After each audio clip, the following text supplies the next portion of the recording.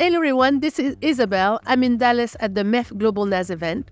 And today I'm joined by Michael Kearns, is co-founder and chief strategy officer of Amartus. Michael, welcome to my HotShot. Oh, thank you very much for the opportunity. I really appreciate it. Thank you as well. How has been your conference so far? Excellent and very busy. We have had a very interesting time. We've done a lot of panels, a lot of presentations, a lot of good conversations and showcases of the work we've been doing this year with the different partners and collaborations. Yeah. So there was a lot of discussion around API and API automation this week. And API automation has gone through a significant shift in the last few years. What do you think has been the biggest change from the customer demand point of view? Oh, I think we're definitely seeing that the customers are realizing that they don't want a proliferation of proprietary APIs. So the standardized APIs are starting to really take root now. And the benefits of a standardized API is you can plug and play with different parties. And, that speeds the time to market with new services, new products. In fact, it really was impossible to work in an environment where you had to work on lots of proprietary APIs and proprietary systems.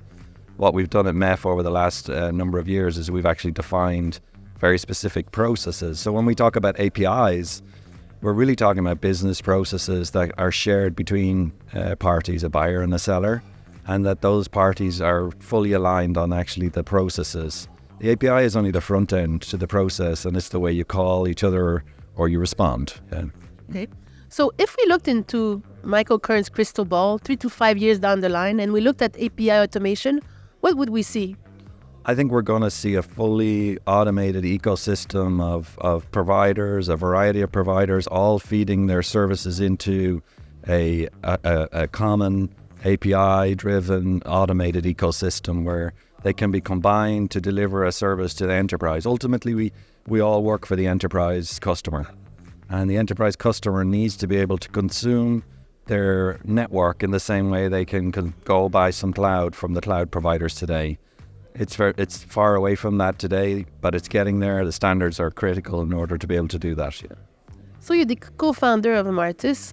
How do you intend to position yourself to be the leader in API automation going forward? Okay.